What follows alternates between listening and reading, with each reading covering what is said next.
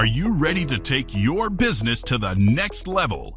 Every day there are countless books and articles that are published offering the key on how to make your business a success. It's easy to feel overwhelmed trying to keep up and run your business. That's why Deb Creer created the Business Power Hour. Keep up on the latest trends, best practices, and techniques for how to make your business a success. Let the Business Power Hour do the heavy work for you. Good morning, good morning. I am Deb Creer, and I am passionate about giving professionals the tools that they need to make themselves and their businesses as successful as possible. And we're going to have so much fun today. I love it when I get to talk with other folks from the C-Suite Network because it's such a great organization, but more importantly, so many great thought leaders. And so, it's something that we're going to have so much fun talking about today. And we're gonna really dive deep. That's, we're creating new words today. We're going to do a deep dive into leadership and what it takes to truly be a great leader. And so please join me in welcoming Dan Silberberg to our program today. Welcome, Dan. How are you doing today? Hey, Deb, it's my pleasure to be here, and thanks for having me. Look forward to a lively discussion. Great. I know we were having so much fun talking before we started. I really should start recording and do an outtake program at some point. We'd have a ton of fun with that. So Dan Silberberg is the CEO and founder of Entelechy.AI, a leading coaching and consulting business training the next generation of leaders. As a CEO and leader, Dan has more than 40 years in business with the Global 100.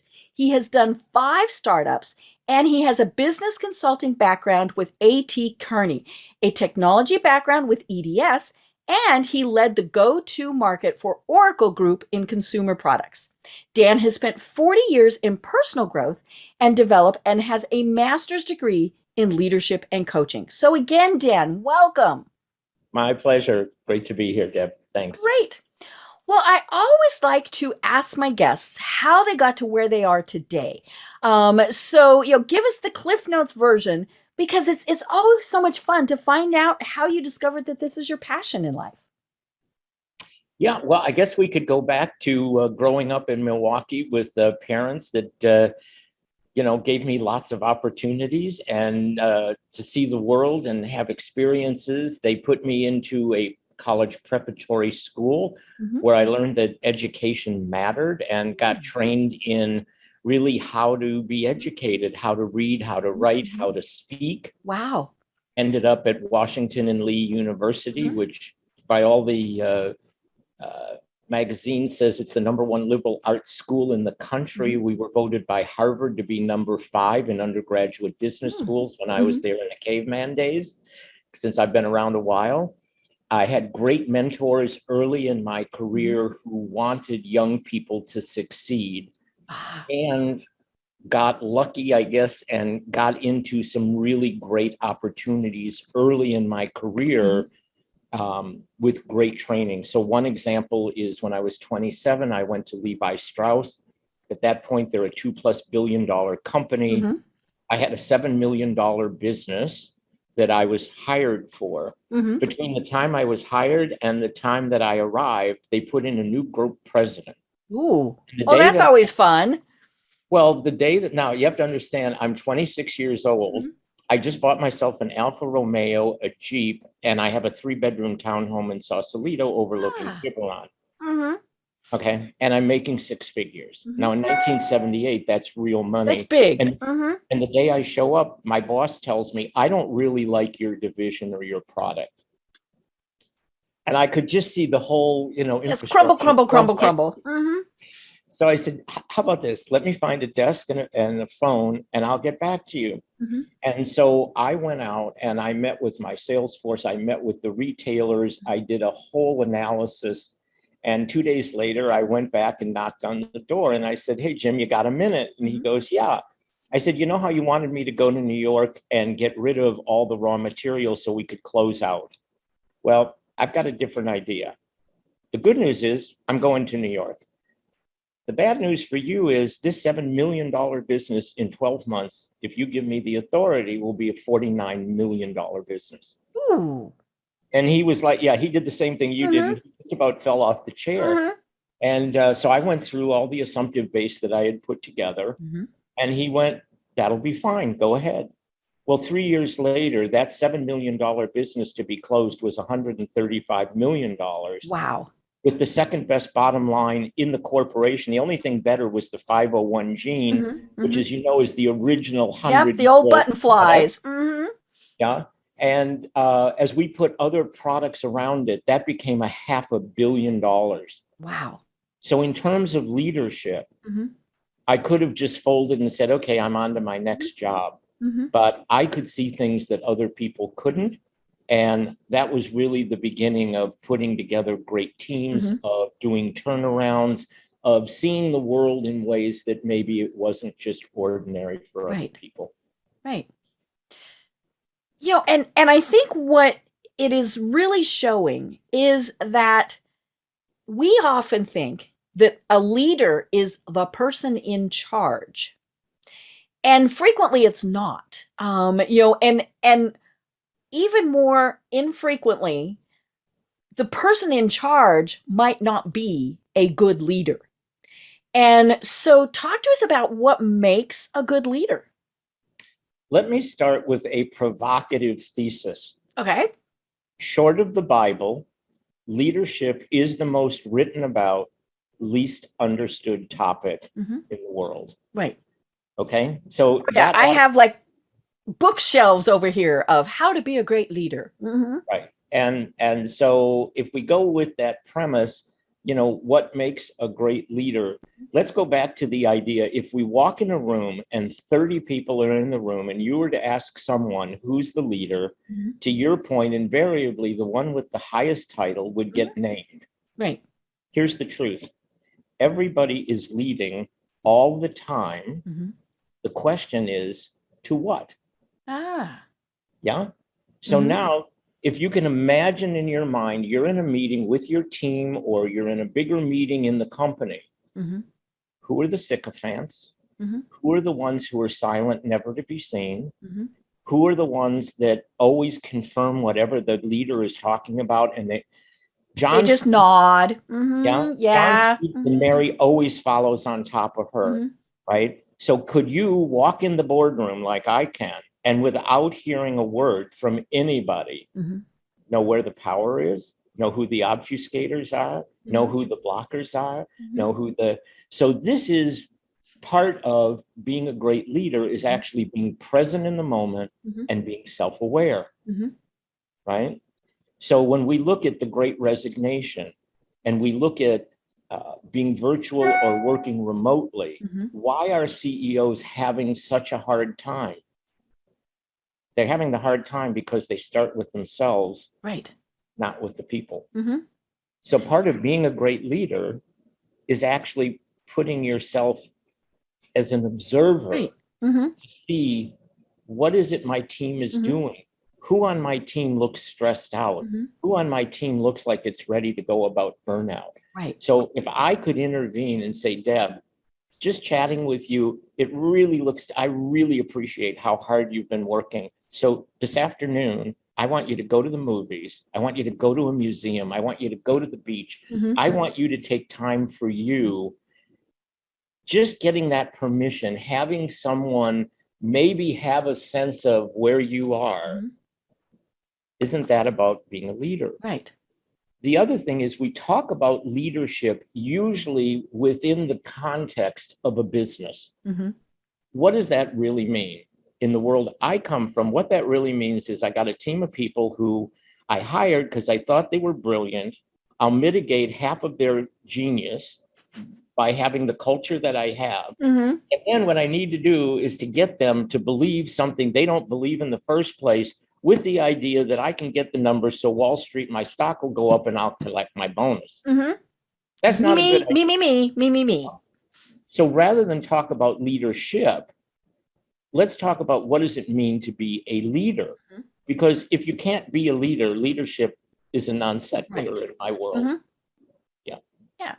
You know, and I think what I'm hearing from you is one of the biggest traits that a leader needs is empathy. And as you were saying, but I think what's made it very difficult in the last 2 years and going forward is the fact that, we're not, in many cases, we're still working remotely. And it's really hard to look at somebody on a Zoom camera or, whatever, the company may be using and pick up on those subtle things that, you can walk by somebody's office and just see how they're sitting in their desk chair.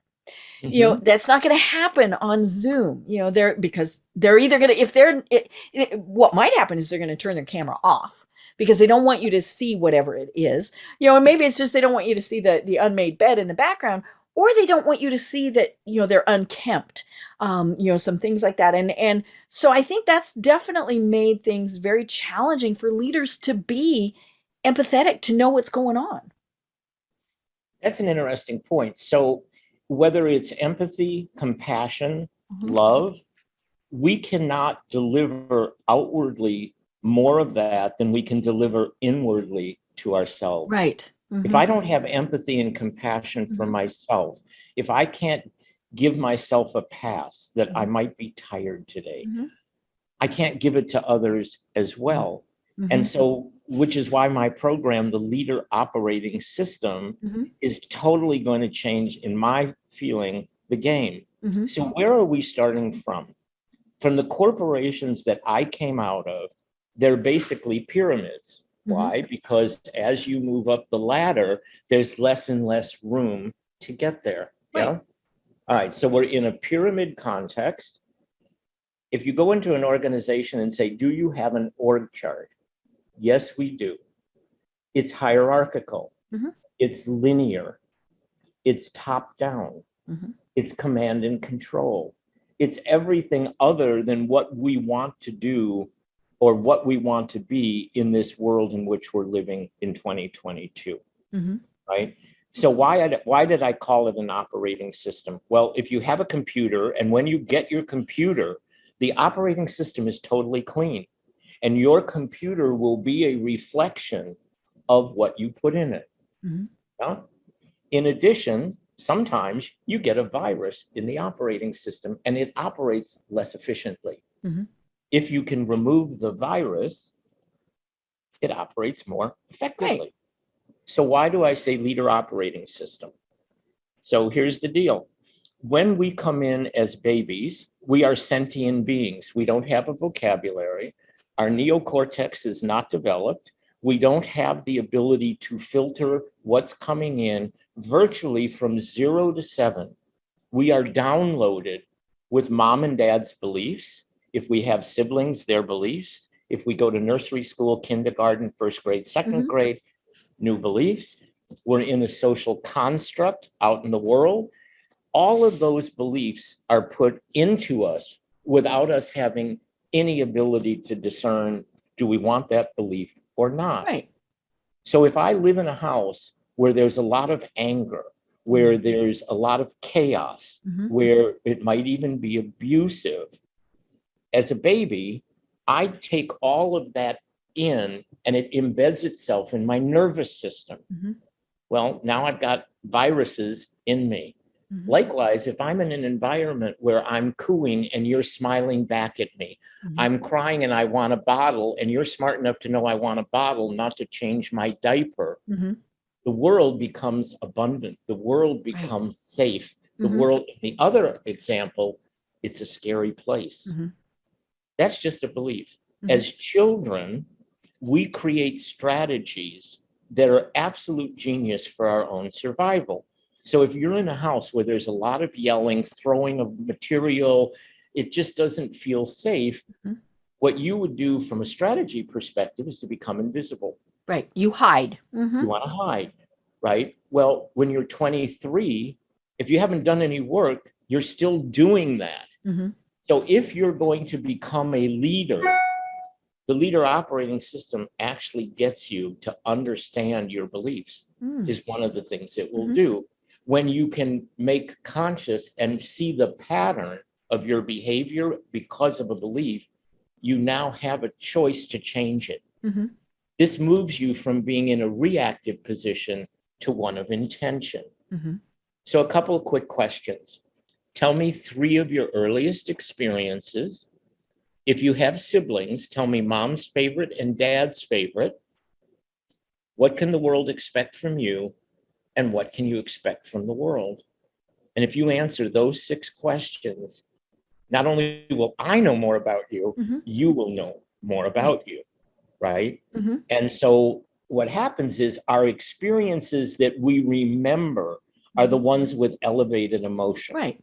We have thousands of experiences. Positive or negative. Mm-hmm. Yeah. Why did I tell you that my earliest experiences, that where I was the safest when I was in my room with the door locked and I could look out into the backyard and nature and I felt secure. Mm-hmm. Well, what does that tell me about how you see the world? Right. It's Right. going to get you. Yeah. So we all have triggers, Mm-hmm. right? What an experience that might trigger you. I'm looking at you going, what are you upset about? Because I've integrated that, but Right. you're fragmented. All of us are fragmented. Mm-hmm. So the work that we do is that the more fragments we can bring into wholeness, Mm-hmm. the better leader you can be. Mm-hmm. The less reactive you'll be, the less triggered you'll be. Mm-hmm. So you go upstairs, the boss yells at you.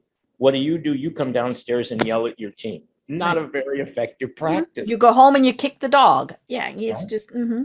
So we've all been in meetings where someone's talking and you want to go, could you just upregulate yourself and like get in the moment? Then we have other people that are totally ungrounded and you're like, okay, could you down regulate and could you get centered and grounded? And then, so that's the north south of it. And the east west of it is, what are the emotions coming in? Given where we are right now in the evolution of the pandemic, I'm actually feeling probably more fear today than I would normally feel. And then how am I putting that out? If I'm fearful and I'm now dealing with my team and I'm like, oh my God, this is really pessimistic. And or can I say, you know what? I know that I'm feeling fear, but I also know this is temporary and that we're going to come out of this. And so I want to project to my team, not Pollyannish, everything's wonderful. Right. But you know, guys, I'm feeling some fear about all of this. I'm aware of it, but I'm also aware that we're a really good group and that we can get through this. Before we get started, I'd just like to go around the room. Has anybody got anything they want to talk about how they're feeling? Now, when I bring that up the first time, everybody's going to look and go, we're not doing that. Well, no, that's not professional. Ooh, and who wants to share feelings at work? Right. Except it's the vulnerability that increases creativity. If you want innovation without vulnerability, I can assure you, you won't get it. And so this is some culture change. And this is part of being a leader. There's a term called mimetic wanting. And mimetic desire is basically we mimic others. So as children, if dad wants really fancy cars and, you know, then we want fancy cars. Right. Or if you see somebody with Nikes, well, we want those Nikes, right? Mimetic desire is interesting, but what's really more interesting is what is it you truly desire? What are your deeper yearnings? Your yearning isn't really for Nikes or a car. Your yearning is to be seen, to be known, to be touched, to be loved, to matter, to contribute. That's the love language of yearning, so different than the world of consumption that we all live in. And as a leader, the more I can tap your yearning, your deepest desire, and fulfill that promise for you, with you, I have a much more highly effective team. I get to see your growth. I think as humans, we're born to struggle, but we're also born to transform. And so my work for 40 years has all been about core transformation. And I've had, you know, depths and heights and depths, but it's a moment by moment play. It's not like we hit a plateau of development. Now we go to the next plateau and never come back. The game is, where am I in my own development moment by moment? Right. You know, and of course, the good leader recognizes that every person they're working with is going through that same process. And I think it's, it's difficult because, as we said, we're taught in business school or, wherever, that you don't share feelings. You want to, you're not even supposed to really be talking about personal things at work. The most we might see is somebody has a picture of their kid's soccer team or whatever. It's again, it's not professional to be talking about that. And I think one of the things that did happen during the pandemic was people realized, oh my gosh, there are other things going on with people. When you realized, hey, your your best employee, well, it might be your favorite employee too. Like we said, favorite kids, they're really stressed because they've got 4 kids at home that they're also having to teach. That you might not have, you might have known they existed, but you didn't really know they existed until you saw them in the Zoom call. And I think I think we have realized people have other lives. And I think that's part of the whole Great Resignation thing, is people looked at their situation and went, this is not where I want to be.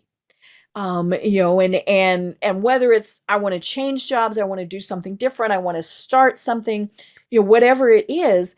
And now, of course, when we see them trying to rein this all back in, that's where it's not working.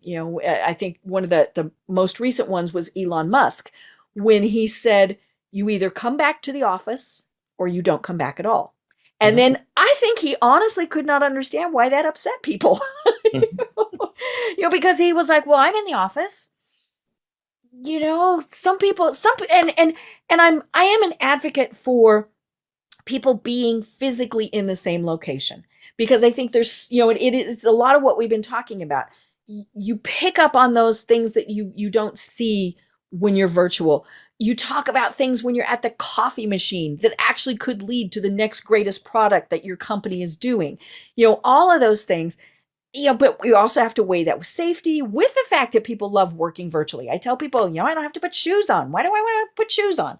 And so I think that's going to be a challenge for our leaders, and not the people in charge, for our leaders to really, well, actually the people in charge too, but to figure out how we now move forward.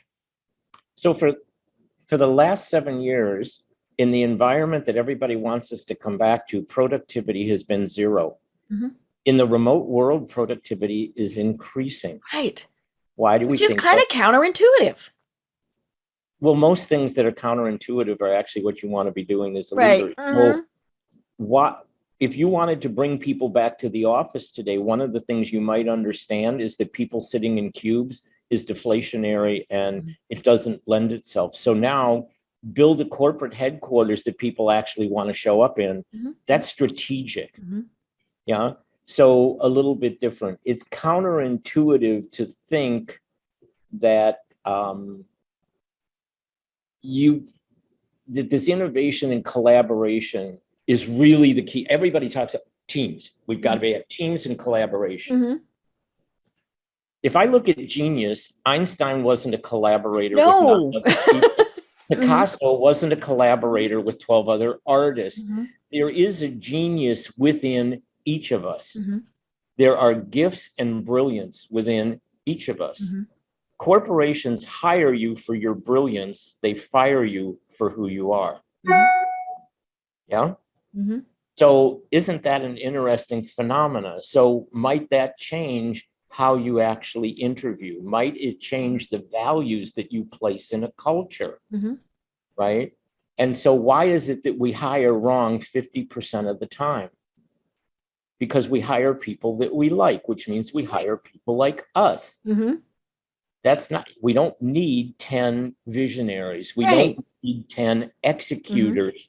We need a rounded out group of people, right, that are going to bring these capabilities to fruition. So as a leader, how much do you micromanage? How much do you tell people, I want to go from A to B, and then you tell them every step of the way how to do it? Right. Because you're insecure. Why are you insecure? Well, take a look at your life and things where you couldn't trust people. People made promises to you and then they didn't deliver, right? And so as we start to learn about these things, we have 90 to 92,000 thoughts a day. 92% of them are the same thoughts we had yesterday and the day before. Mhm. Are you living in the present, or are you living in your past? Mm. Most people are living in the past. Mhm. So if you're living in the past, this is where depression comes from, Mhm. because it's not changeable. Right. If you're living in the future, you're in hope of outcome, and you're missing all of the beauty of the present moment. Mhm. Not a good idea. Thoughts create our behaviors. Mhm. Behaviors create our choices. So if there's an opportunity in a business and your thought is such that your behavior says, I'm afraid to be doing this, you'll make choices that will tap down the outcome. Those choices create your experience. And this is where we hear about self-fulfilling prophecy. So now we've got thoughts, behaviors, choices, and experiences. The experiences we most remember are the ones with elevated emotion: fear, joy, pride, confidence, right? And then that wheel starts over and over. So this is why when you look at people and they say, well, the guy's 40, he'll never learn anything new. No, there's actually a thing called a growth mindset. And we may have an intellectual curiosity. I think if you're a leader and if you looked at yourself on a scale of 1 to 5, 1 being not very curious, 5 being totally curious, you can't be a great leader if you're in the 1, 2, or 3 category. Right. You've got to be curious. You have to be Mhm. curious, Mhm. for sure, right? So, and what are you doing to learn things that are new? Where are you stepping outside of your comfort zone to grow? Well, I'm so busy at work that I don't really have time. By the time I go home and I deal with my kids and I have dinner and then I've got 2 hours of work, I don't have a life. You're not going to emerge as a great leader with Right. that as an operating system, Mhm. right? So the brain works in threes. So if I go to most corporations and I look at the amount of complexity that they built in, I test out how much of their day is spent on fire drills and putting out fires, I can tell you if that company is going to have a good outcome or not. Mhm. Business is really not, they want to tell you how complex it is. Mhm. It can be. You can fulfill that Right. prophecy. Mhm. But actually, if you work in threes where things are manageable, Mhm. everybody gets on the same page quickly. So Mhm. if you go to a corporation and there's 12 people that report to the CEO, and you sit down with them and you ask them, tell me the mission, the vision, and the 3 things most critical for your outcome as a company. Mhm. If I have 12 people, I've never had 12 people tell me the same thing. Right. I was going to say you get 12 different points of view. Mhm. Right? Well, then they're creating all these different, right? So it's a problem. Mhm. And so as a leader, can I get people focused? Can I make what I want manageable? Mhm. And can I get my values to match with theirs? Mhm. So the value system that we put on the wall, Mhm. the mission vision, Mhm. go in a company and you always see these beautiful I know, mission. and the fancy letters, right? So the question I always ask is, how do you make decisions? What? Do you make Mhm. decisions based on what's on the wall, or do you make decisions based on unconscious, unstated belief systems? Mhm. Most companies, that's what they do. They make it Right. on, Mhm. and you're supposed to read the tea leaves. Mhm. And there are people that are really good at doing that. And they're the Mhm. ones that seem to get promoted. Mhm. They're never the best leaders, for sure. They Right. might be, Mhm. but it's not a guarantee at all. And so these are things where we start to, how can we look at the world differently? Mhm. If you can't look at the world differently and you're in consensus, it's very hard to be a great leader, Mhm. because you're not going to take risk. You're not going to go against the tide. Right. You're not going to create a vision that could be Mhm. fantastic, Mhm. but I don't know, because people that tried that got fired here. Mhm. Yeah. Oh, yeah. Mhm. So anyway, those are some of the things, which is why the operating system is so powerful. Mhm. So having mastery over yourself as a person, having mastery with interpersonal relationships, having mastery. There's 7 different modules. I'm not going to go through all of them, but there are competencies. So what are your limiting beliefs? They may be accurate, but they may not be accurate. Right. What behavior choices are you making? One of the prompts that I'm using now in my men's group is, what are the lies that we tell ourselves so that we don't have as big a life as we deserve? That one, if you ask that in a business, it would be crickets. No one would want to say anything. No. Yeah, and certainly not publicly. Well, so it's counterintuitive is what makes you attractive. What makes people want to follow you is your vulnerability. Now, in a corporation, for a lot of, if you just say, what do you want in a leader? I want people who will get people to follow them. In the operating system, as a leader, I want to grow as many leaders as I can. Right. Yeah, totally different. Right? Either one of those buses will take you to a destination. But if corporations say that one of the biggest issues I have is I don't have enough good leaders. Why? Partly because in a pyramid, in a top-down command and control, in a one up, one down, I don't delegate my leadership. That's one of the things I hold dear to me. Right. That's my identity. Yeah. So we want to train, the whole idea of training the next generation of leaders. It's sort of like the church says, if you give me a child from the age of 1 to 6, I have them for life. The likelihood of me getting a 65-year-old CEO to do the flip that I need is not high. It doesn't mean that there aren't some out there. Right. But for 30-year-olds who aren't already in that experience with 25 years of experience, they have a much more of a likelihood to emerge as a great leader. Right. And I think we're seeing that with that generation, and people are like, ew, millennials, and anytime somebody does that, I'm like, you raised them, where did they get those values? I mean, that really is, because people, I think one of the things that, people complain about is, oh, the millennials want to work for companies that do good. And they say that like that's a bad thing. But it came from our generation who actually kind of started looking at how can we volunteer? How can we preserve the environment?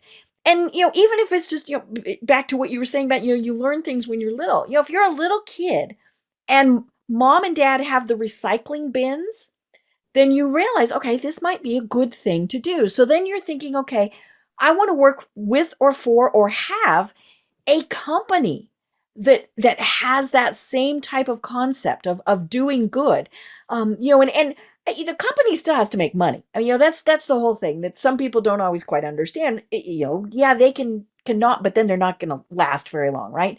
But there are still ways along the way to be doing that, and I'm seeing the younger generations really realizing, I don't have to be the person in charge. Or I want to work with these forward-thinking organizations. I mean, it really is, they do have, and we see that obviously with every generation. The group that, I'm at the very end of baby boomers, but baby boomers think about stuff very differently because a lot of us had parents who were involved in wartime efforts and industrialization and all of those things. So having that job that you had for 30 years was what was important. But then we raised our kids to go, you know what, it's okay to be a free spirit and, and all of these things. So it does change things. But yeah, it is pretty hard to get the 65-year-old to change their mind, but to get the 30-year-old to go, that's where it's gonna happen. So 30-year-olds saw their parents dedicate their lives to the corporations and get fired. And so they said, you know what, I'm actually going to have a life and then I'm going to work. Much more of a European mentality. Right. So again, what are the values of the workforce you're hiring? And can you make that work in a business? If you can't, don't hire those people. Right. Right. So we came out of a world as baby boomers in a hierarchy that said, we'll start here and then we'll get promoted and then we'll get promoted and we'll come up the ladder. What's the world they came out of? Bill Gates left Harvard. Mark Zuckerberg left Harvard. You know, it's no longer a requirement that you go to a college in order to be a genius. Yeah? So, but if you're in a corporation who is operating in hierarchy, that business model was done for the Industrial Revolution, and our education system was to put people in those environments to be successful. Right. Well, yes, we still have industrial manufacturing, but we're far more about a knowledge economy. We're far more about critical thinking. We're far more about service. And so in that world, that business model doesn't really support and grow. And, you know, it would be like you're in Ireland and you're trying to grow strawberries, but the only thing that'll grow is potatoes. Potatoes. Yeah. So that doesn't really work well. So as we look at these corporations that do these strategies for product, for channels of distribution, pricing, supply chain, whatever, why are they not looking at business models that are more to the 21st century than the 20th century? Right.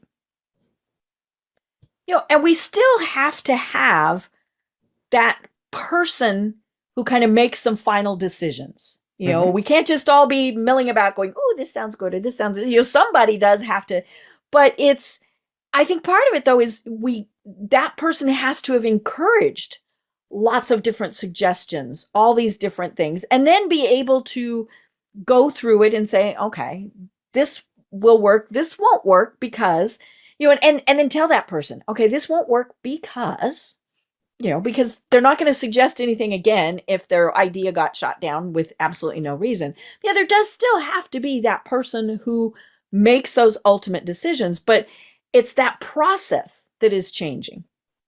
So one of the things that I did in one of the turnarounds I did is work with a balanced scorecard. And as the CEO, I could create high-level destinations. But then I gave out to all the different functionaries and said, if this is the thing, the goal here, tell me what you're going to do to get there. Some of them came back and said, I don't like that one. I'd like this goal instead. Hey, that makes sense. Let's do it. This one doesn't make sense. But there's when someone creates a balanced scorecard, they have skin in the game. Right. It's their business plan. Yeah. And so it matters. I think for most people, they want to be heard, but they can still get in the boat if a decision is made different from their suggestion. What doesn't work is when they're making a suggestion and then no one even acknowledges that they made it. Yeah. You know, yeah, they might try one or two more times to make suggestions, but then they just stop. And you know, and that of course is where the problem comes in. You know, because it is that ingenuity. It's that person who's, I remember years ago, I worked for a very large corporation. We were kind of chatting about it before the program started. And our CEO routinely went to the mail room and talked with the guys down there. Now he liked them. I mean, you know, they were good guys. I mean, they really were fun to talk with, but he knew that they kind of had the pulse of what was going on in that company.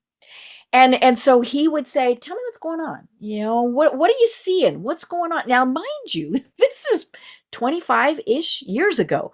So not really something that a lot of business, you know, CEOs did. But he knew that in his little office on the 17th floor, he wasn't going to hear an awful lot. If he went all the way down to the bottom floor, which was where the mailroom was, he was going to get a much different view of what was going on in his company. Right.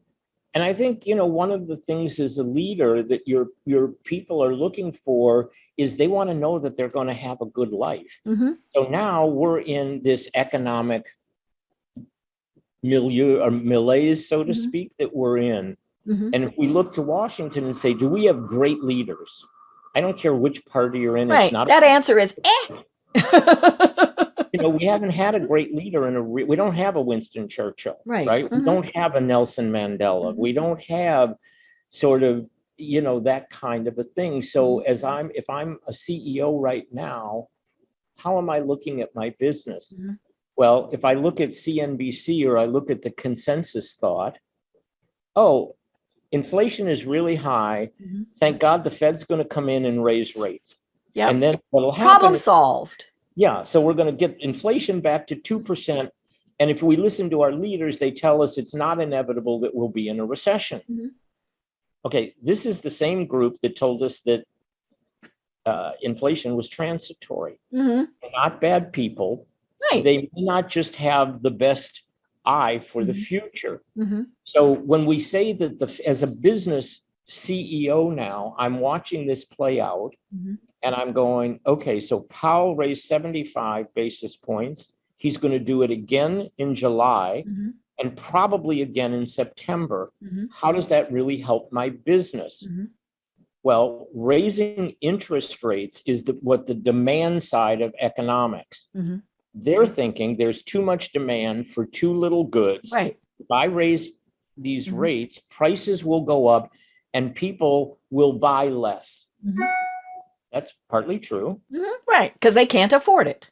But the real issue in the economy is not the demand side, it's the supply side. Yep. Yeah, there's I remember that from is it Keynesian? You have the supply side and you have the demand side. So if I'm the CEO and I've got 80 or 90% of my goods in China, I better start thinking about a more diverse and balanced and diffused supply chain. I should already have been thinking about it for about a year and a half, right? So what does it mean for my customers and my pricing?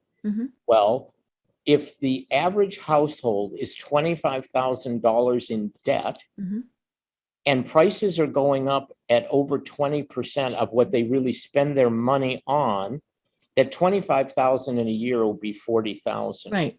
Which means they are going to have less purchase power. So what am I going to do to grow my business? New channels, new products, lower my pricing. There's a whole host of levers at my disposal. But if I think, this is just like 2008, 2009, it'll be about 18 months. I'm not going anywhere. So, this is, and people want to trust that someone can lead them and be accurate and competent. If you're just sitting in the world the way it's unfolding, people are not going to have a high degree of confidence in you. And I think we definitely saw that when the pandemic hit. And part of that was we really did not know. But I still remember laughing when they said 2 weeks, it'll be all better. I mean, we were all like, no, I don't think so. I can just kind of do that math and go, I'm really not sure that a worldwide pandemic is going to be all better in 2 weeks. It's not all better in 2 years, but the companies that either are still struggling or did not make it were the ones who went, we're going to wait and see. And I think that really was, and part of that was fear. I mean, and the lack of information or too much information, right? We had both sides. And so I think a lot of companies said, we're just going to wait and see what happens. And, they weighted themselves into bankruptcy. Well, that's not a good strategy. No. So I don't know how many CEOs know this, but there's a new strain of COVID out now called B5. So we went B1, B2, Omicron, and normally in viruses, as they mutate, they get less virulent because they want to survive. Right, and they are mutating to survive. They're not going to go, okay, we give up. Well, so now there's a new one out called B5. B5 is actually more virulent than Delta. So if you're a CEO and you're now building a new corporate headquarters to bring everybody back, you may find that that's going to be interrupted. Is that a good use of funds right now? Do we need to? I'm not saying not to do it. What I'm saying is, are you at least asking the question? Are you at least in the present moment to understand what is happening within this quote endemic idea. Right. Yeah, because Right. it is an endemic situation now. Yeah. So all of these things matter. If I'm an employee and I see that my CEO and my management team is starting to look at these things, and they're not holding it all here, they're actually going, what are you all seeing? Because you've Right. got families, you're in communities. It's engaging the people so that they feel they have a stake in Right. it. And so, for leaders, there's that famous expression, if all you have is a hammer, everything is a nail. The whole idea of the leader operating system is to give you a toolkit, right? And so the more tools that you have, so the more generative that is in your toolkit, the more empathy that's in your toolkit, the more social emotional awareness that's in your toolkit. So all of these different things, for some reason, aren't taught.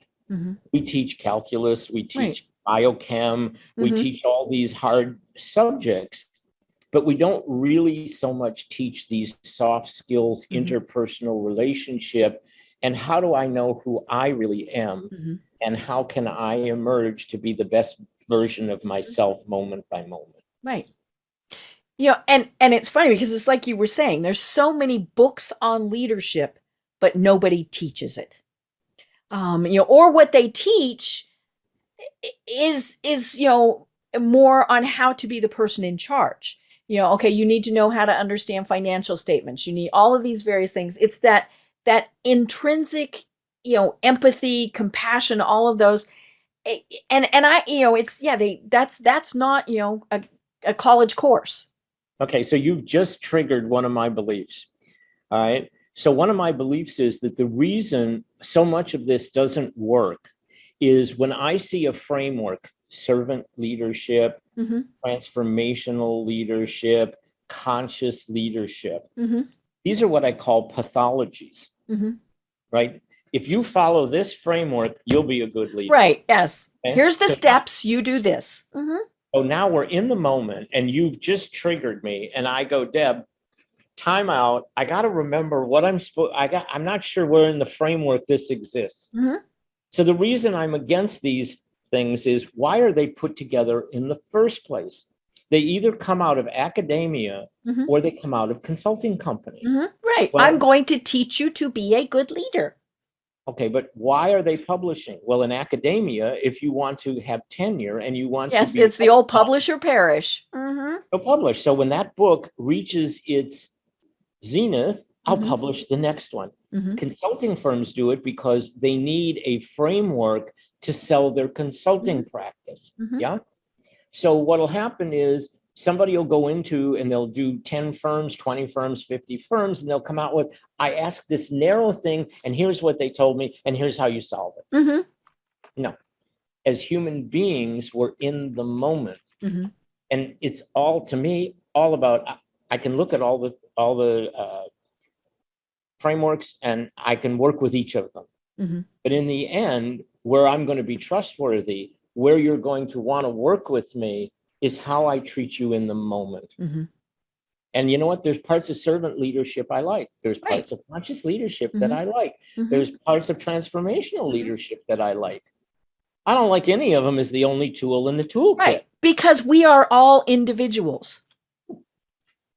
Yeah, not only are we all individuals, but even in our individuality, the experience in the moment is how you're going to find out whether or not you like me, whether you want to trust me, whether you want me to lead you. One of the things that's really important as a leader, are you competent? Do I think that you can get me across the river without getting eaten by the alligator? We're seeing in a lot of cases where people are being promoted or people are put because they're checking boxes. Right. Yeah. You have been here X years. You should be promoted. Well, I don't want to get too political, but right now there's boxes to check. Yeah.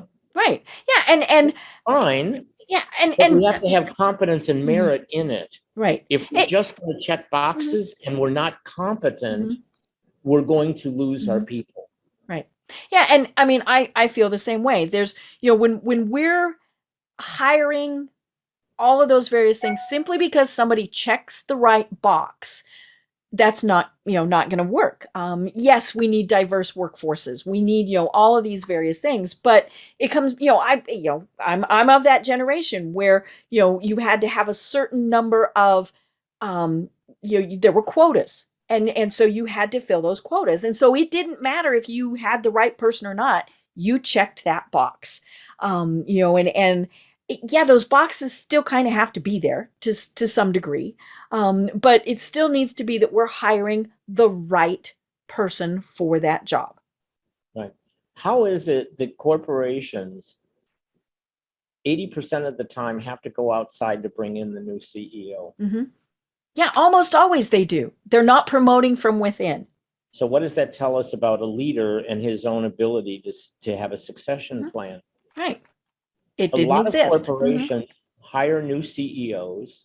The good news is they're bringing the fairy dust because they got hired from Amazon. Or they have the magic plan. So they have the fairy dust. What they don't have is all the infrastructure they came with that created the fairy dust. Mm-hmm. So now they come and the average CEO lasts less than 3 years. Why is that? Well, the bigger your organization, if you come in from the outside, you have no root system. Right. You don't know where the gossip channels are. Right. You don't have that trust. Right. And so it's very hard. The higher you come in at, the more difficult it is to bring people along with you. Right. The best CEOs, the smart ones, they don't come in and start changing stuff. They come in and start meeting people. Yeah, they come in and learn. Right. And all of a sudden, there are people who still are. So let's talk about being a leader. When you come in as the CEO, what do you think is going on out there? Do you know who the people are that are angry that you got the job and they didn't because they've already... Are they going to sabotage you? Are the junior people being held back by my leadership team? So there's a whole host of things that need to come out.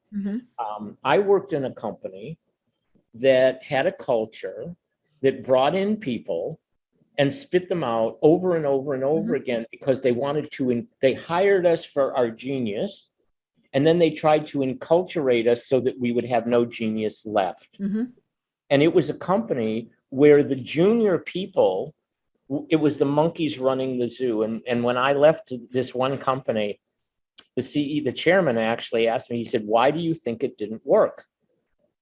And I said, "I don't really want to have that discussion. I want to leave on good terms." Right. Don't want to burn that bridge.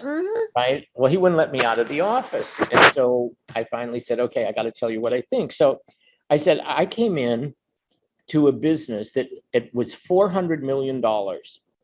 It had over 5 years, had 5 different leaders, and had gone from 400 million to 250. Right. Because they kept bringing in the leaders to fix that.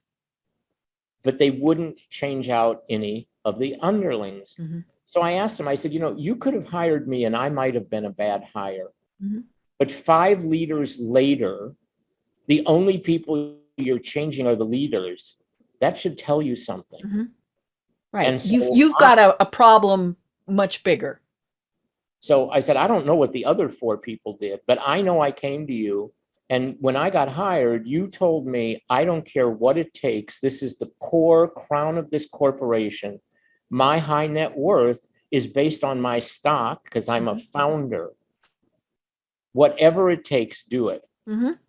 But I was too disruptive. Right. I did it in a way that people complained, but I got it from 250 to 390 in 18 months and got fired. So was I a bad leader? Well, I wasn't allowed to change anybody. So so what I did is I just went through the wall, above the wall, over the wall, whatever I knew what we needed to do. And so this can happen. And so as a leader, you sometimes have to make those hard decisions. Sometimes you need to change. A lot of times, if you've been in a position for a long time and you've got this emotional attachment with people that have been there a long time, it's much harder than someone who comes in from the outside who can more critically look objectively. Not that they're smarter or better or anything else, they're just not tied to that emotional experience Right. that we talked about. Mhm. And so all of these things matter. And there are a lot of competencies to learn that actually give you a much, again, I use this idea of a toolkit. Mhm. I just think if you have a hammer, a screwdriver, a wrench, and all the, a power Mhm. tool, the more of these you have, the more you can use the right tool at the right time. Mhm. Right. And you're not trying to pound that screw in with that hammer, So to speak. Mhm. Mhm. Yeah. I love it. Well, oh my gosh, Dan, we've only got about 5 minutes left, and so this has been absolutely fascinating, and I think we definitely have to continue this conversation because it is something that is so important, and because I think everybody can be a leader in their own way, and that's how things go forward, because part of it is knowing, okay, today I'm not the one in charge, but it is a fascinating discussion, and I think the pandemic and everything else that's going on is really making people rethink what is going on in their lives, and so I can't wait to do this again. But tell us a little bit more about what you do and how you work with organizations. Yeah, on the consulting side, so one of the questions I asked you in our pre-time together Mhm. is what's your hourly rate? Mhm. And for most people, if they're an employee, they have an hourly rate. Mhm. Yeah. Even for consultants, what they'll say is, I don't charge by the hour, I charge by the value. Mhm. Okay, if it's a project that has a certain number of hours, and That you therefore can we do can that count math. the hourly rate. Mhm. So when I'm at, and most of the time when I ask that question, I want to know if people are curious enough to ask me mine. Mhm. 85% of the time, they don't say, what's yours? So Mm. I say, would you like to know my hourly Mhm. rate? But what it tells me is the curiosity temperature isn't very high. Right. Mhm. So I say my hourly rate is 25,000 an hour, and Mhm. invariably people say, no one would pay you that. I go, I Mhm. know they pay me more than that. Mhm. So the reason it's 25,000 an hour, I only do what I can do. Mhm. If someone else can do the marketing, the what, I'll delegate it Right. all day Mhm. long. That frees me up to work on the business, not Mhm. in it. It gives me time to think about things, to do critical Mhm. thinking, to do research, to Mhm. see other business models, to Mhm. see other best practices, to see other ways of maybe working on how to do those things. And so I'll give you an example. Are you familiar with Ben and Jerry's ice cream? Mhm. Okay. So Ben and Jerry's sold out to Unilever. Mhm. Unilever is a house of brands, Mhm. meaning that every brand in the organization is independent, Right. Yeah, we still have Ben and Jerry's ice cream. right? So that's a house of brands. Mhm. Procter and Gamble is a brand house. Mhm. Nothing is independent. It all works through the Mhm. Procter skeleton. So just knowing that differentiation Mhm. gives me a choice in a business model. So I look at Ben and Jerry's, I look at iconic brand. It's got a supply chain of refrigeration. It's in the freezer section of the store. You can't get more complicated or more difficult or more expensive Mhm. in the frozen food Right. category. Mhm. So if you were the CEO of Ben and Jerry's, I would come in and say, Deb, if you do what I tell you to do the next 18 months, I can guarantee you I'll grow your revenue $100 million. Would that be Ooh. of interest? Mhm. I am not a linear guy. You Mhm. don't want to bring me in to do maintenance. Mhm. So if you're 50 million, 60 million, Mhm. 68 million, if you're 200 million, let's talk about how to get you to 500 million in 36 months. Mhm. And I do it by guarantee. So I have a piece of AI software that literally in an hour, if you're a public company, Mhm. I can give you a financial perspective of your business that no one in your company will have. Wow. Now, I'm not supposed to know more about your business than you do, Mhm. but I'll know more about your finances than you Mhm. do. Right. And so that's a different, so part of being as a consultant, part of being in business, am I preeminent? Am I the Mhm. top of mind person? Do I bring greatness and mastery and excellence to the game? Mhm. So my differentiating point not only is my software, but I've been an operating CEO for 25 years. So I've lived in the space, but I have a consulting background to slice and dice. And I'm curious, so I study business all day, every day. So working with companies, what I want to do is to help them exponentially grow revenue. If it's product, reduce cost of goods, and increase exponentially net profit and final financial performance. So if you go in and talk to a CEO and say, did you know you're in the fourth quartile here? They just look at you and go, that makes me angry. I go, I know, but we can fix it. Right. Right. So that's sort of the consulting side of working with larger businesses. Like you don't want to bring me into a $3 million business because I'll envision it to be 100 and I'll actually blow you up and it won't. Right, yeah, that's just way scary. Yeah. So we're not going to do that. On the leader operating system, this is 40 years of operating in business, but it's the growth, personal growth and development, the master's degree.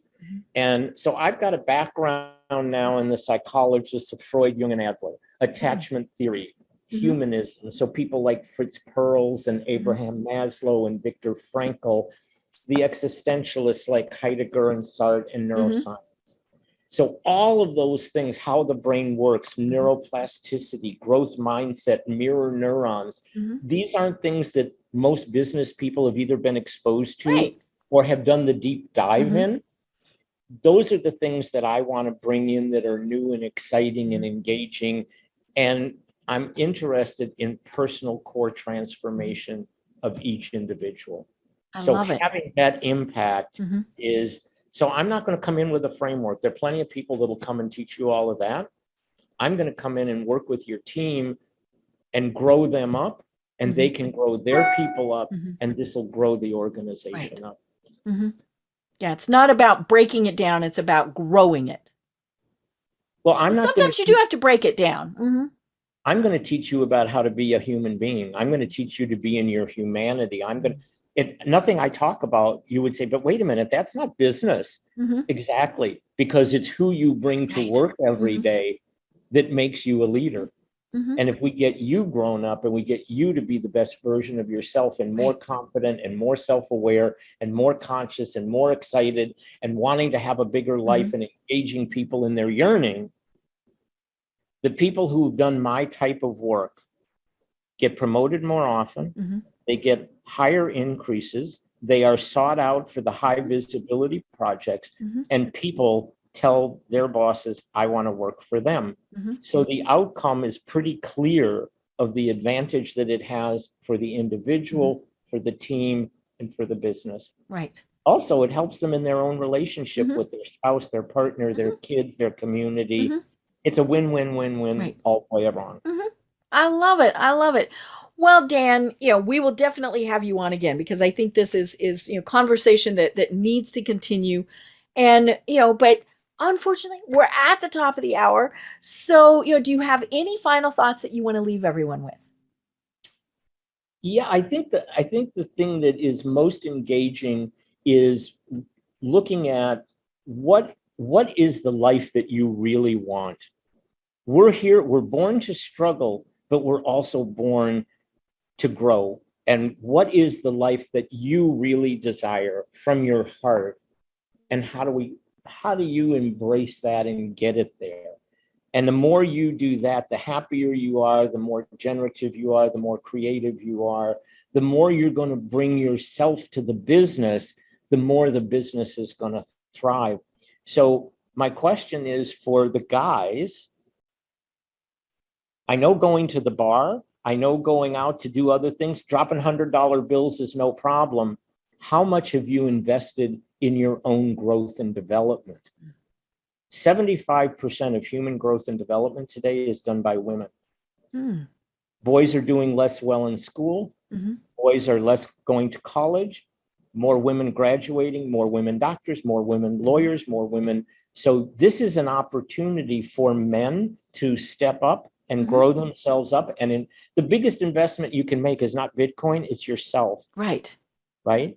And the women are thriving right now in ways, and there's still work to do. And we talked about this a little bit as well, but when a woman is in her feminine and a man is in his masculine, it's an amazing energy and it's an amazing way of exploding the world into becoming great. So I just want to have everybody know that when I work with individuals, one of my gifts, I see your gift, your brilliance, your genius, your light. I see what you're meant here to do. I can get you onto purpose. But ultimately, it's up to you. Right. Yeah, the choice is yours. Well, oh my gosh, this has been an absolutely wonderful conversation. I'm Deb Creer. I've been talking with Dan Silberberg. And until next time, everyone have a great day. Tune in for our next program for even more trends, best practices, and techniques for how to make your business a success. The Business Power Hour, hosted by Deb Creer, is proud to be part of the C-Suite Network.